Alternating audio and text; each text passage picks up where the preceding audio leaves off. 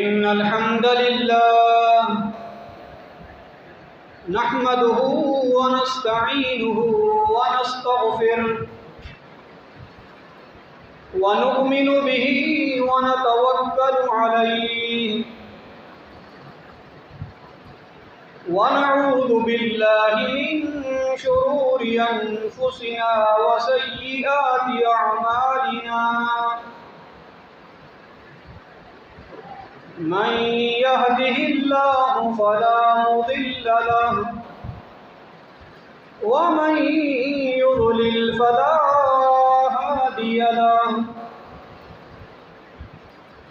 وأشهد أن لا إله إلا الله وحده لا شريك له وأشهد أن سيدنا محمدا عبده ورسوله أما بعد فإن أصدق الكتاب كتاب الله وخير الهدي هدي محمد صلى الله عليه وسلم وشر الأمور محدثاتها وكل محدثة بدعة وكل بدعة ضلالة وكل ضلالة في النار. اللهم صل على محمد وعلى آل محمد كما صليت على إبراهيم وعلى آل إبراهيم إنك حميد مجيد. اللهم بارك على محمد وعلى آل محمد كما باركت على إبراهيم وعلى آل إبراهيم إنك حميد مجيد. أعوذ بالله من الشيطان الرجيم.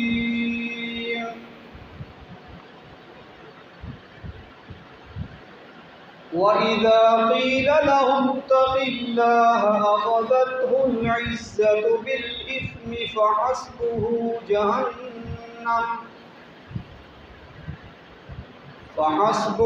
جهنم ولبئس المهاد.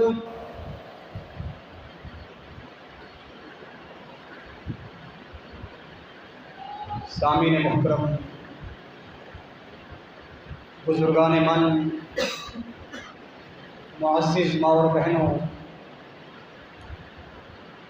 تمام تر تعریفات، تسبیحات، تحمیدات اور تمجیدات،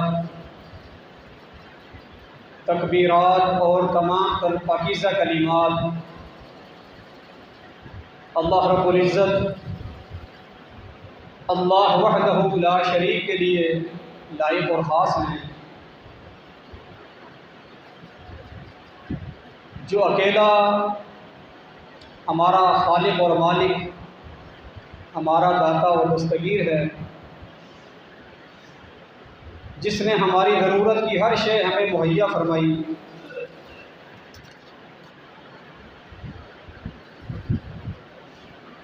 بے شمار لا تعداد صلاۃ و سلام ہوں امام الہدیٰ، امام الانبیاء، جناب محمد مصطفیٰ صلی اللہ علیہ وسلم کی ذات گرامی پر،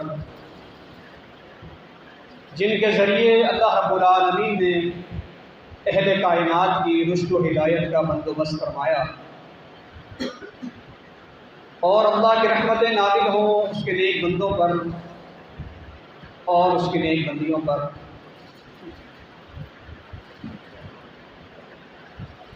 برادران اسلام،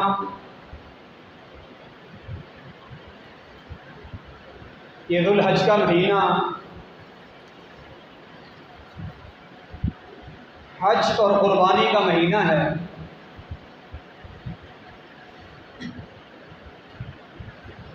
حجاج کرام جو اس سال فریضہ حج کی ادائیگی کے لیے گئے،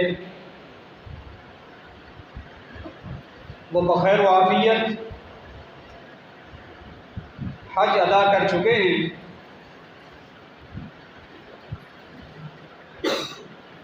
اور دیگر ممالک میں بسنے والے تمام تر اہل اسلام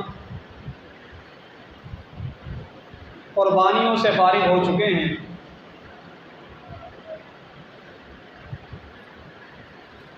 تو اس اعتبار سے یہ ذوالحج کا مہینہ بڑی اہمیت کا حامل ہے،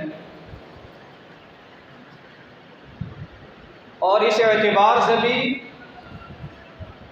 کہ یہ حرمت والے مہینوں میں سے، یعنی احترام اور عظمت والے مہینوں میں سے ایک ہے۔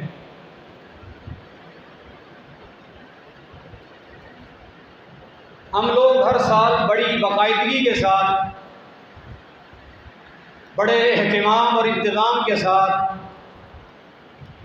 بڑے ذوق اور شوق کے ساتھ، بڑے جذبے اور ولولے کے ساتھ اللہ کے فضل و کرم سے قربانیاں کرتے ہیں۔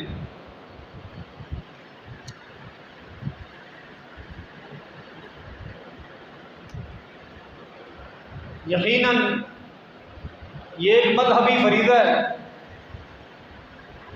سیدنا ابراہیم علیہ السلام اور جناب محمد کریم صلی اللہ علیہ وسلم کی سنت ہے۔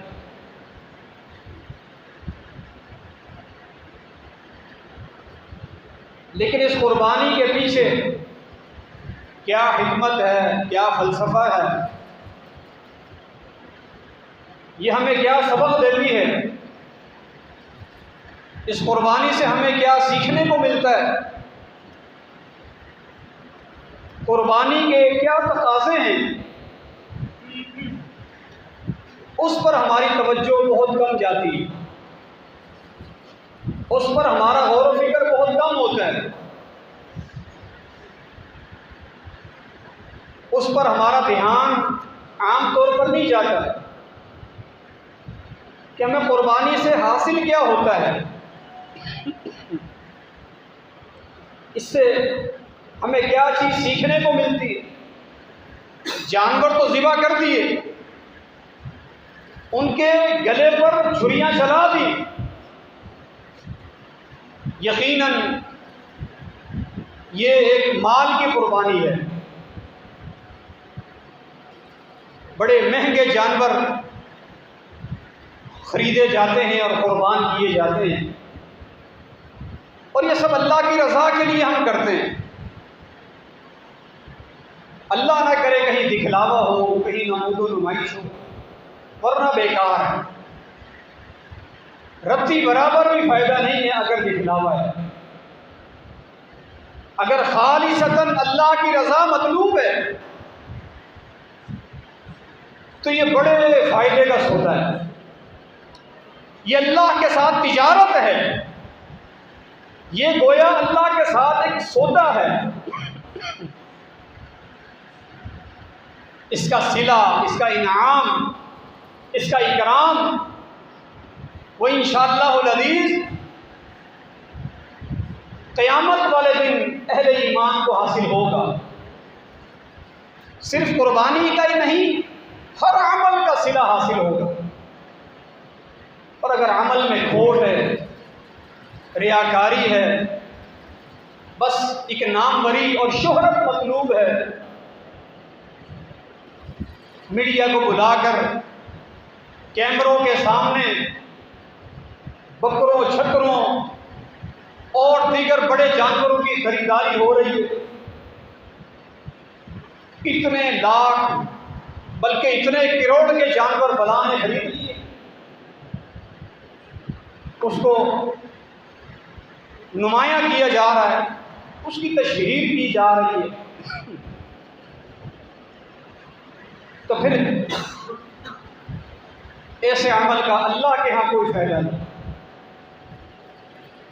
یہ کوئی چھوٹی بات نہیں، یہ بہت بڑی بات ہے کہ جن کو دکھانے کے لیے ہم نے یہ عمل کیا، اللہ سبحانہ و تعالیٰ قیامت کے دن فرمائے گا اجر بھی ان سے لو جائے۔ خیر یہ ایک الگ چیز ہے۔ تو میں عرض کر رہا تھا ہم قربانی کر رہے ہوتے ہیں، اس کے پیچھے خالصتاً اللہ کی رضا ہونی چاہیے۔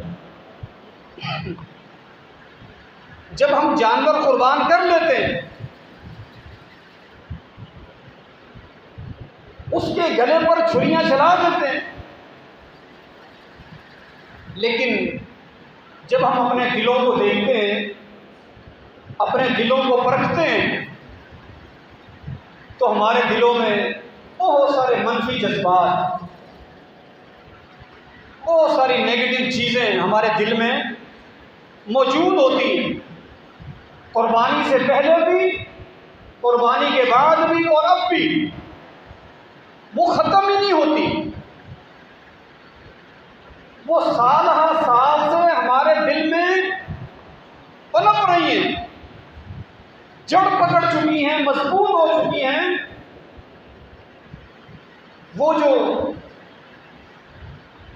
دل کی بیماریاں ہیں انہیں ہم دل سے نہیں نکالتے۔ جانور کو تو بڑے شوق سے ذبح کرتے ہیں، اس کے گلے پر چھری چلانا سعادت سمجھتے ہیں، سنت سمجھتے ہیں، کارن ثواب سمجھتے ہیں، لیکن جو ہمارے دلوں کا حال ہے وہ بہت برا حال ہے۔ ہمارے دلوں میں ہمارے مسلمان بھائیوں کے خلاف حسد اور بغض پایا جاتا ہے۔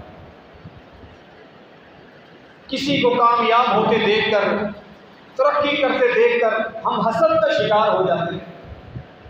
کسی کو اچھا کھاتے پیتے دیکھ کر، اس کے بیٹے کو اچھی نوکری، اچھی جاب مل گئی، اس کا بیٹا میرے بیٹے سے آگے نکل گیا، ہم ان سے حسد کا شکار ہو جاتے ہیں۔ پھر اس کی ہم کاٹ میں لگ جاتے ہیں، اس کو گرانے کی کوشش کرتے ہیں۔ یہ حسد ہے۔ کسی کے بارے میں بغض اور دشمنی دلوں میں ہے، کینہ ہمارے دلوں میں موجود رہتا ہے۔ بھائی کے خلاف، چاہے وہ حقیقی ہو یا اسلامی بھائی ہو، حقیقی رشتے ہوں یا یہ اسلامی رشتے ہوں، زیادہ تر ہمارے دلوں میں اپنے ان بہن بھائیوں کے بارے میں منفی جذبات، حسد، بغض، کینے، ان کو ہم کیوں نہیں ذبح کرتے؟ ان کو ہم دلوں سے ختم کیوں نہیں کرتے؟ کہ اہل ایمان کی کوئی شان ہی نہیں کہ وہ دل میں ایمان بھی ہو اور دل میں حسد، بغض اور کینہ بھی ہو۔ اہل ایمان کی تو دعا یہی وَلَا تَجْعَلْ فِي قُلُوبِنَا غِلًّا لِّلَّذِينَ آمَنُوا۔ وہ تو نماز پڑھنے کے ساتھ ساتھ ہم وقت دعا کرتے ہیں، وہ روزہ رکھتے ہیں تب بھی دعا کرتے ہیں، وہ حج پہ جاتے ہیں تب بھی دعا کرتے ہیں، قربانی کرتے ہیں تب بھی دعا کرتے ہیں۔ اہل ایمان کی تو دعا یہی ہے ربنا لا تجعل فی قلوبنا غلا للذین آمنوا ربنا انک رؤوف رحیم۔ اے ہمارے پروردگار، ہماری عبادات آپ کی رضا کے لیے، لیکن اس کے ساتھ ساتھ ہمارے دلوں میں ہمارے مومن مسلمان بھائیوں کے بارے میں کینہ پیدا نہ ہونے دینا۔ جو دلوں میں ایسی کوئی بات ہے وہ ہمارے دلوں سے اللہ نکال دے۔ تو مومن کی تو دعا یہ ہے۔ پھر وہ مومن کیسا مومن ہے جو اپنے دلوں میں حسد، بغض اور کینہ بھی رکھے اور پھر وہ صاحب ایمان ہونے کا دعویٰ بھی کرے۔ میرے بھائیوں، یہ جو انا ہے، انا جسے اردو میں کہتے ہیں میں اور عربی میں کہتے ہیں انا، یہ انا اور میں اسے اصل میں جو ہے وہ کاٹنا ہے، اس کو اصل ذبح کرنا ہے، یہ ہے اصل قربانی۔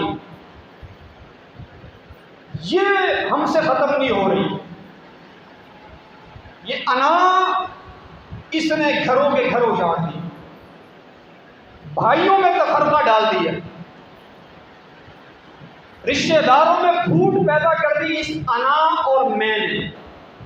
یہ میں اور انا اس نے بڑے گھر اجاڑے ہیں۔ میاں بیوی میں کوئی انبن ہوئی، ناچاقی ہو گئی، کسی بات پر تلخ کلامی ہو گئی، اس کے میکے والے آئے، اس کو آ کر لے گئے۔ ادھر بھی انا ہے، ادھر بھی انا ہے، ادھر بھی میں ہے، ادھر بھی میں ہے۔ نہ یہ اس کو منانے جا رہا ہے، لینے جا رہا ہے، نہ وہ صلح کی طرف آمادہ ہیں۔ ان کا کہنا یہ کہ وہ ہمارے در پر آئے، آ کر ہم سے بات کرے، ہم سے آ کر معافی مانگے۔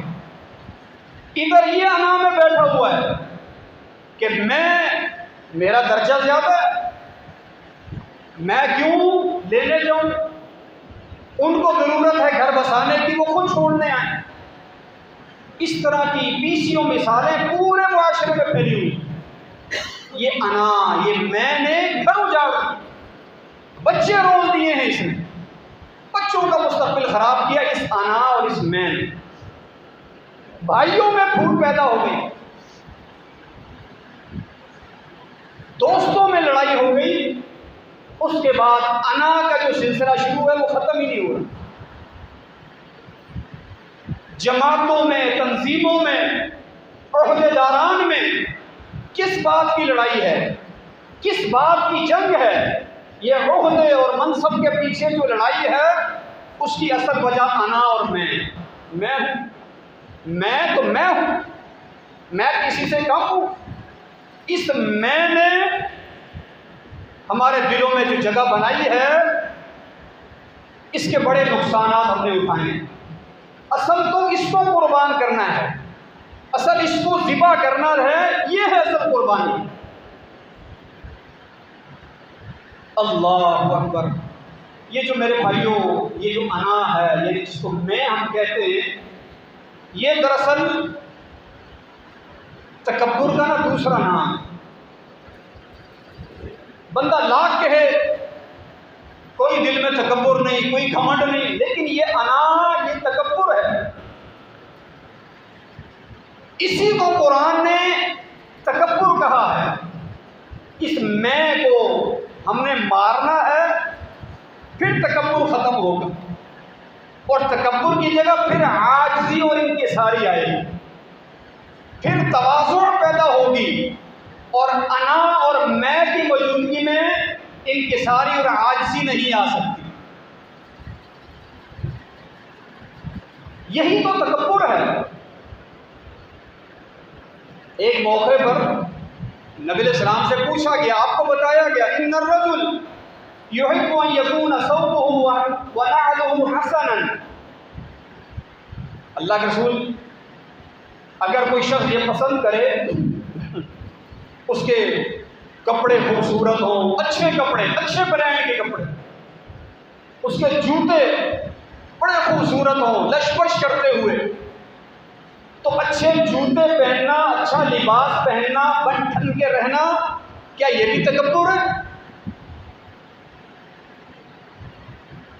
اپنی وضع قطع کا خیال رکھنا، اپنی ہیئت اور حالت کو بہتر بنا کے رکھنا، فرمایا یہ تکبر نہیں ہے، کیونکہ ان اللہ جمیل یحب الجمال، اللہ سبحانہ و تعالی سب سے زیادہ خوبصورت ہے، اللہ تعالیٰ جمیل ہے۔ اللہ اکبر، اللہ اپنی شان کے مطابق خوبصورت ہے، اور فرمایا وہ خوبصورتی کو پسند کرتا ہے۔ کوئی پسند کرتا ہے تو تم اچھے بن کے رہا کرو، یہ میلے کچیلے گندے پسینے کی بدبو والے کپڑوں میں نہ رہا کرو۔ اس لیے ایک موقع پر شروع اسلام میں آپ نے حکمن فرمایا تھا کہ جمعے کے دن لازماً غسل کر کے آیا کرو۔ کپڑوں کی بھی کمی تھی، پیسے کی بھی کمی تھی، ہر کسی کے پاس 2-2 4-4 سوٹ دستیاب نہیں تھے، بعض اوقات ایک ہی سوٹ دستیاب ہوتا تھا ان کے پاس، اللہ اکبر، ایسی فقیرانہ عاجزانہ زندگی انہوں نے بسر کی ہمارے اسلاف نے۔ تہبند باندھا، اس سوٹ کو دھو لیا، جب وہ سوکھ گیا خشک ہو گیا اسی کو پہن لیا، پھر مشقت، محنت، مزدوری، پسینے میں شرابور، اسی حالت میں مسجد میں آ گیا۔ اب وہ باس مارتے ہیں کپڑے، وہ کپڑے پسینے کی اسمیل اس میں آ رہی، باس مارتے، ایک دوسرے کو ناگوار ہوتے۔ تو آپ نے حکم فرمایا تھا کہ غسل کر کے آیا، نہا کے آیا کرو جمعے والے۔ تو یہ اچھی حالت کو اللہ کو پسند ہے، تکبر یہ نہیں ہے۔ الکبر بطر الحق وغمط الناس، تکبر کو اس بات کا نام ہے کہ انسان جان بوجھ کر اسے جب حق معلوم ہو کہ یہ حق بات ہے پھر بھی وہ حق بات کو ٹھکرا دے، حق بات کا انکار کر دے اور دوسروں کو اپنے سے کمتر اور حقیر جانے، دوسروں کو کمتر اور خود کو برتر سمجھے۔ میں برتر کس چیز میں برتری ہے بھائی؟ میرے پاس عہدہ ہے، اپنے منصب پر، اپنے عہدے پر، اپنے حسن و جمال پر، اپنی قوت اور طاقت پر اور بہت ساری چیزوں پر انسان گھمنڈ کرے، دوسروں کو حقیر جانے، یہ ہے تکبر، اور اسی کا نام ہے انا اور میں۔ تو اس کی اصل قربانی دینی، اس تکبر کو ختم کرنا ہے، یعنی اس میں کو مارنا ہے۔ میں کچھ نہیں، اللہ کا ایک عاجز اور تقصیر خطا کار، اللہ کا ایک کمزور ترین بندہ ہوں جو اپنی مرضی سے میں سانس بھی نہیں لے سکتا، سانس لینے میں بھی میں اللہ کے حکم کا محتاج ہوں، ایک قدم میں اپنا نہیں اٹھا سکتا اللہ کے اذن اور حکم کے بغیر، اللہ کی طاقت کے بغیر۔ انسان جب یہ سوچ لے کہ میرے دل کی یہ دھڑکن میری مرضی اس پہ ہے ہی نہیں، میرا اختیار ہی نہیں، میری آنکھوں کی بینائی پر میرا اختیار نہیں، میرے ہاتھ کی قوت اور طاقت پر میرا اختیار نہیں، اللہ جب چاہے کسی صلاحیت کو چھین لے، اللہ کسی چیز کو سلب کر لے، اللہ تعالیٰ گرفت میں لے لے، پکڑ میں لے لے۔ انسان کیا چیز ہے؟ کس چیز کا گھمنڈ ہے؟ کس چیز کی تکبر، کس چیز کا تکبر ہے؟ اللہ اکبر، اس انا کو قربان کرنا ہے، قربانی کے جانوروں کے ساتھ ساتھ اس کو بھی قربان کر دیجیے۔ تو یہ تکبر انسان کو لے ڈوبتا ہے۔ اس کی بڑی مثال آپ سنتے رہتے ہیں علماء کرام سے، ابلیس کا واقعہ فرمایا وَإِذْ قُلْنَا لِلْمَلَائِكَةِ اسْجُدُوا لِآدَمَ فَسَجَدُوا إِلَّا إِبْلِيسَ أَبَىٰ وَاسْتَكْبَرَ وَكَانَ مِنَ الْكَافِرِينَ۔ ہم نے تمام فرشتوں کو اس بات کا جب حکم دیا کہ آدم کو سجدہ کرو، اس حکم میں ابلیس بھی شامل تھا، سوائے ابلیس کے ساروں نے سجدہ کیا، سوائے ابلیس کے اس نے البتہ سجدے سے انکار کر دیا۔ نہ صرف انکار کیا بلکہ واستکبر، اس نے خود کو بڑا جانا، اس نے تکبر سے کام لیا، یعنی خود کو بڑا جانا۔ تو آدم کے مقابلے میں، کسی دوسرے کے مقابلے میں خود کو بڑا سمجھنا ہی تکبر ہے۔ اس نے کیا کہا؟ انا خیر منہ، وہاں پر اس نے یہی لفظ استعمال کیا تھا، انا، میں، میری حیثیت زیادہ ہے، میری ویلیو زیادہ ہے۔ حالانکہ اس کی یہ بات بھی غلط تھی، اس نے آگ اور مٹی کا مقابلہ کیا اور اپنے کہیں یہ سمجھا کہ آگ بہتر ہے، حالانکہ آگ بہتر نہیں، مٹی بہتر ہے۔ لیکن اس نے اپنے طور پر یہ سمجھ کر اس نے یہ فارمولہ پیش کیا، انا خیر منہ خلقتنی من نار وخلقتہ من طین۔ تو یہ انا کا سب سے پہلا شکار کون ہوا؟ انا اور میں کا شکار سب سے پہلے ابلیس ہوا. تکبر کا پہلا شکار ابلیس ہوا. یعنی میں بتا رہا ہوں کہ انا اور میں دراصل تکبر ہے. جب انا آ جاتی ہے یہ تکبر انسان کا شروع ہو جاتا ہے. اللہ اکبر. یہ انا اور میں بعض اوقات کنبے، قبیلے، برادری اور خاندان کی عزت کے لیے بھی انسان جب جھوٹ سے کام لیتا ہے تو وہاں بھی اس کے پیچھے انا ہوتی ہے. میں، میری قوم، میرا قبیلہ، میری برادری، یہ جو میں آ رہی نا جگہ جگہ پر، میں ہوں، یہ میری قوم ہے، یہ میری برادری ہے، یہ میرا، جہاں پر میرا آ گیا، میری آ گئی اور میں آ گیا، یہ تکبر شروع ہے. اور یہ چیز انسان کے اندر جب آتی ہے انسان بہت بڑے بڑے گناہوں کا ارتکاب کرتا ہے. کبیرہ گناہوں کا مرتکب ہوتا ہے. حتیٰ کہ اللہ پر جھوٹ بولنے سے بھی وہ نہیں کتراتا. کتب احادیث کے اندر، سنن کی اور دیگر صحیح احادیث میں ہلال بن امیہ رضی اللہ تعالیٰ عنہ کا ایک واقعہ مذکور ہے. ہلال بن امیہ رضی اللہ تعالیٰ عنہ اللہ کے پیغمبر کے پاس آئے اور ایک مقدمہ دائر کی ہے. مقدمہ کیا ہے کہ میری بیوی کے فلاں شخص کے ساتھ ناجائز تعلقات ہیں، جس کا نام ہے شریک بن سہما. شریک بن سہما. نبی علیہ السلام، یہ بہت بڑی بات تھی، بہت بڑی بات کر دی کسی عام نے اپنی بیوی کے بارے میں. نبی علیہ السلام نے کیا فرمایا؟ اربعۃ شہداء، اپنی بات پر 4 گواہ پیش کرو. تم مدعی ہو اور مدعی پر دلیل پیش کرنا لازم، 4 گواہ پیش کرو مگر تم سچے ہو. وَإِلَّا فَحَدْتُمْ فِي ظَهْرِكَ، ورنہ اگر گواہ پیش نہیں کیے تو تمہیں کوڑے لگے. حد قذف، تہمت کی سزا 80 کوڑے. کہنے لگے یا رسول اللہ صلی اللہ علیہ وسلم، ایک نازیبہ حالت میں نے ایک منظر دیکھا ہے، میں گواہ کہاں سے تلاش کرتا پھرتا؟ کیا میں باہر جاتا؟ کس کو میں گواہ کے طور پر ڈھونڈ کے لاتا؟ تو معاملہ اتنا نازک ہے. اگر میں فوری طور پر پیش میں آ کر غیرت کے نام پر ان دونوں کو یا دونوں میں سے کسی ایک کو قتل کر دیتا تو بدلے میں مجھے قتل کر دیا جاتا.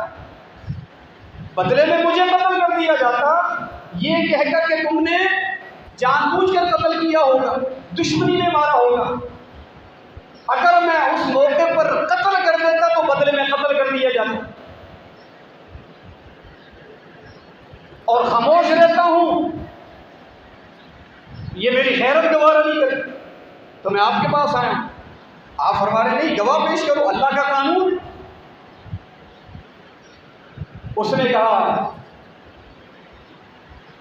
کہ ضرور بھی ضرور اللہ رب العالمین میرے بارے میں کوئی نہ کوئی حکم ضرور نازل فرما دے گا جس سے میری پیٹھ کوڑوں سے بچ جائے گی. ما یبری ظہری، میری پیٹھ کوڑوں سے بچ جائے گی، مجھے کوڑے نہیں لگے گی. یعنی وہ بڑے وثوق اور یقین کے ساتھ یہ بات کر رہا ہے. اللہ اکبر. نزول قرآن کا دور تھا، سورۃ النور کی آیات نازل ہوئی. اسے کہتے ہیں آیات لعان. آیات لعان. بیوی کو جب بلایا گیا اس نے انکار کر دیا کہ نہیں ایسی تو کوئی بات ہی نہیں ہے، میرا شوہر جھوٹ بول رہا ہے، تہمت لگا رہا ہے. اس کا موقف کچھ اور ہے، اس کا موقف کچھ اور ہے. یہ طویل واقعہ احادیث کی کتابوں میں. اب جب آیات لعان نازل ہوئی کہ دونوں اپنے اپنے طور پر 4 قسمیں کھائیں اپنے سچے ہونے کی، اور پانچویں قسم کھائیں اپنے اوپر لعنت اور غضب کے ہونے کی، کہ اگر میں اپنے دعوے میں جھوٹا ہوں، غلط ہوں، تو اللہ کا غضب اور اللہ کی لعنت ہو مجھ پر۔ اسی طرح خاتون بھی یہ قسم کھائے، پہلے 4 قسمیں شوہر کے جھوٹا ہونے کے بارے میں قسم کھائے گی کہ میرا شوہر اس معاملے میں جھوٹا ہے، پھر 5ویں قسم یہ کھائے گی کہ اگر میں جھوٹی ہوں تو مجھ پر اللہ کا غضب۔ شریک بن سہمہ نے 5 قسمیں کھائیں، 5 قسمیں۔ اس کی بیوی کی باری آئی، اس نے 4 قسمیں کھائیں اور 4 مرتبہ قسم کھا کے کہا کہ اس کا شوہر جھوٹا ہے۔ جب 5ویں قسم آئی نا، جس میں غضب کی بات کی، لعنت والی بات کی، تو وہ ہچکچانے لگی، دل میں چوٹ تھا، ہچکچائی کہ اب قسم کھاتی ہوں تو اللہ جانتا ہے میں جھوٹی ہوں۔ اس کے ہچکچانے سے آپ سمجھ گئے، آپ نے فرمایا اس کو روکو، 5ویں قسم نہ کھائے، یہیں پر رک جائے، 5ویں قسم نہ کھائے، ورنہ یہ عذاب کا شکار ہو جائے گی۔ اس موقع پر اس عورت نے کیا کہا تھا؟ لا افضح قومی سائر اليوم، میں ہمیشہ کے لیے اپنی قوم کو رسوا نہیں کر سکتی، اپنی قوم کو ذلیل، یعنی اگر میں اقرار کر لیتی ہوں تو میں تو سزا کے طور پر ماری ہی جاؤں گی، میری قوم رسوا ہو جائے گی، میری برادری کی ناک کٹ جائے گی، لوگ کیا کہیں گے یہ فلاں برادری کی تھی، فلاں قبیلے کی تھی۔ اپنی برادری، اپنی قوم، قبیلے اور کنبے کی عزت رکھنے کے لیے اس نے جھوٹی قسمیں کھا لی 5۔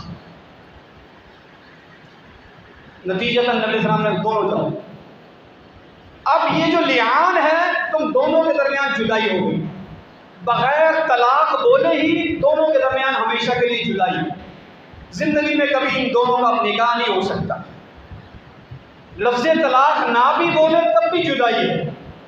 یہ لعان کے حکام ہیں سورۃ النور کے اندر، اور میں دونوں جاؤ، اب اللہ تمہارا فیصلہ کرے گا۔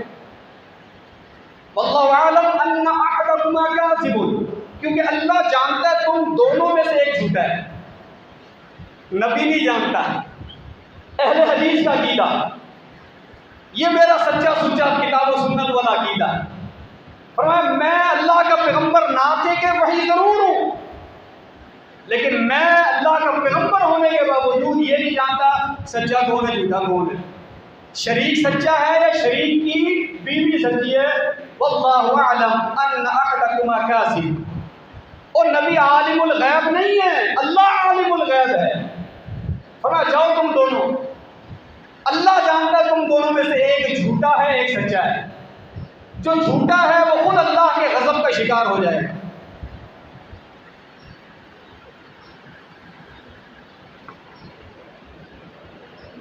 اب آپ دیکھیے کہ اپنی ذات، اپنی قوم، کنبے، قبیلے، خاندان، برادری کی عزت کی خاطر اس نے جھوٹی قسمیں کھائیں۔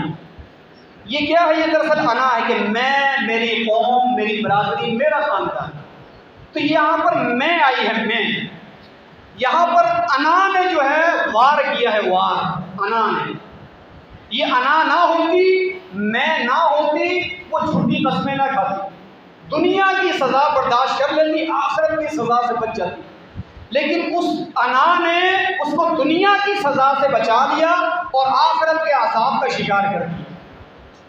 یہ انا ہم نے قربان کرنی، جانور ہم ہر سال قربان کرتے ہیں، اس کے ساتھ ساتھ اس انا کو، اس میں کو قربان کرنا ہے۔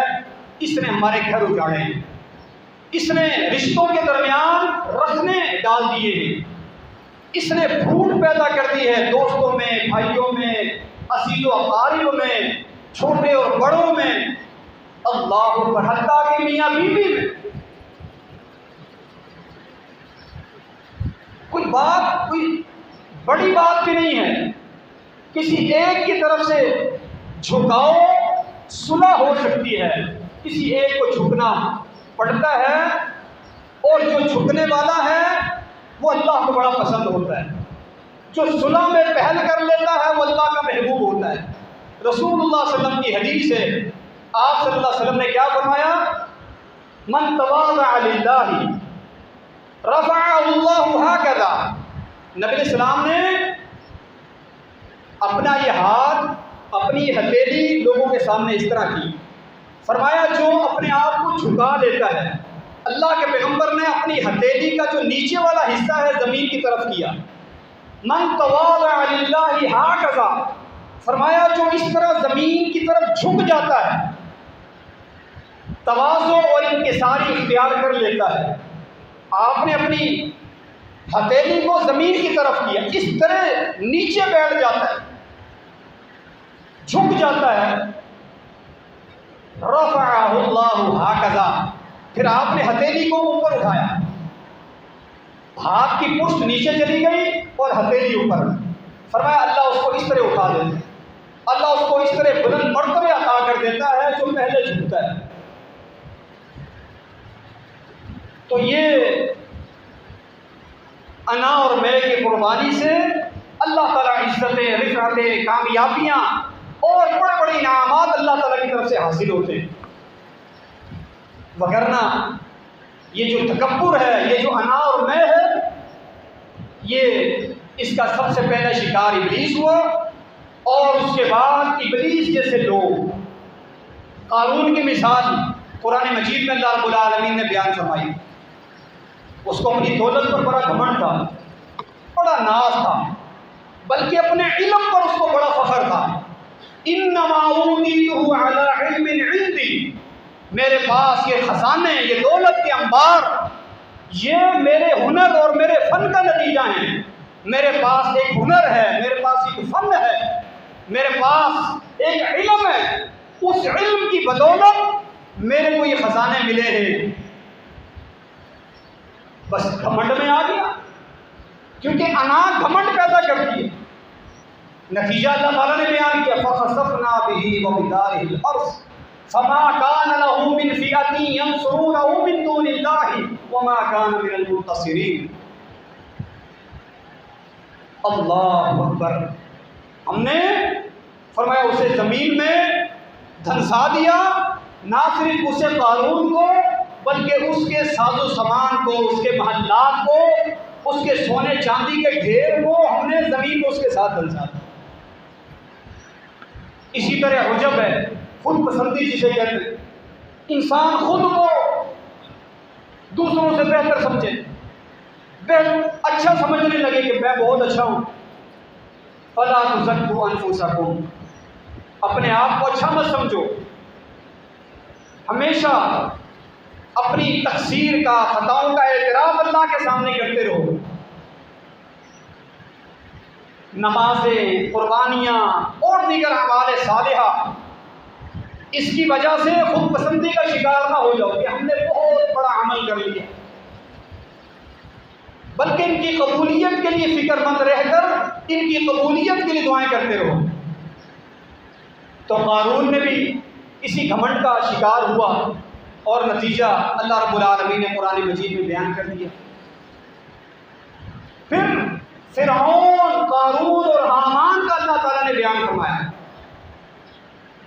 ان قارون وفرعون وحامان وجنودہما کانوا خاطئین، فرمایا یہ حامان، یہ قارون، یہ فرعون فاستکبروا فی الارض وما کانوا سابقین، وہ بھی انا کا شکار ہو گئے۔ فرعون نے کہا تھا نا انا ربکم الاعلی، وہ بھی انا کا شکار ہوا کہ میں ہوں، اس نے کہا تھا میں سب سے بڑا ہوں۔ کس نے کہا تھا؟ فرعون نے۔ اللہ اکبر، اس کو ذبح کرنا ہے، اس کو دلوں سے جھڑکنا ہے، اور اس کے بدلے آپس کی جو محبتیں ہیں، الفتیں ہیں اور تعلقات کا مستحکم ہونا ہے، اس کو اپنے دلوں میں جگہ دینی ہے۔ اس کے لیے ہمیں صلح میں پہل کرنی پڑے تو بھی پہل کرنی ہے، جھکنا پڑے تو جھک جائے اللہ کے لیے۔ پھلدار درخت ہمیشہ جھکا ہوا ہوتا ہے۔ اگر اللہ نے آپ کو نوازا ہے، آپ پھل والے ہیں، آپ حیثیت والے ہیں، آپ مال والے ہیں، آپ عہدے اور منصب والے ہیں، آپ جاہ و جلال والے ہیں، گویا آپ پھل والے ہیں، تو پھلدار درخت کی طرح جھک جائیے۔ اس کو نہ پتھر پڑتے ہیں، بچے اس کو پتھر مارتے ہیں آم توڑنے کے لیے، امرود توڑنے کے لیے، اس درخت کو پتھر لگتے ہیں، وہ بدلے میں پتھر نہیں مارتا، وہ بدلے میں پھل دیتا ہے۔ اور جو درخت بے پھل کے ہوتے ہیں وہ کھڑے ہوئے ہوتے ہیں، وہ اکڑے ہوئے ہوتے ہیں، سیدھے ہوتے ہیں۔ تو ہمیں بھی لوگوں کے لیے فائدہ مند ہونا ہے، فائدہ مند نفع بخش ہونا ہے لوگوں کے لیے، معاشرے کے لیے، اپنے اہل و عیال کے لیے، اپنی سوسائٹی کے لیے۔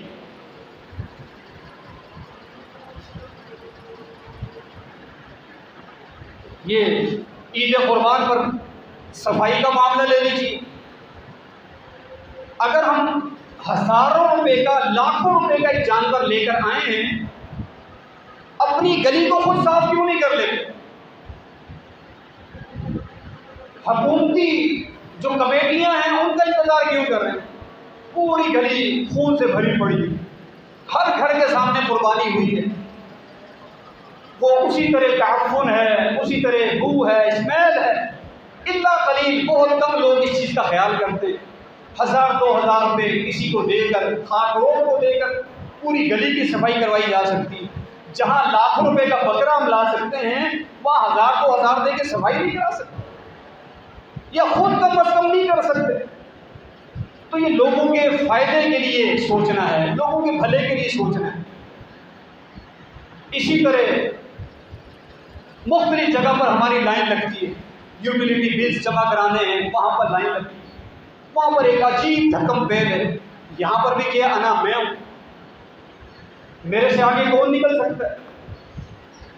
تیز رفتاری یہ جو ڈرائیونگ میں ہوتی ہے، یہاں پر بھی میں ہے، اور اس کے بڑے نقصان، یہ حادثات کی ایک بڑی وجہ بھی میں ہے، وہ آگے نکل گیا، میں پیچھے رہ گیا۔ یہ چیزیں ہمارے لیے بڑی مہلک ہیں، بڑی نقصان دہ ہیں، بڑی تباہ کن ہیں، اس کو ختم کیجیے۔ اللہ تعالیٰ ہمیں عمل کی توفیق نصیب فرما دے، ہمارے دلوں میں اللہ تعالیٰ اس انا اور میں کے بت کو نکال دے، اور اس کی جگہ باہمی محبتیں اور الفتیں اللہ تعالیٰ پیدا کر دے۔ وَأَقُولُ قَوْلِي هَٰذَا أَسْتَغْفِرُ اللَّهَ لِي وَلَكُمْ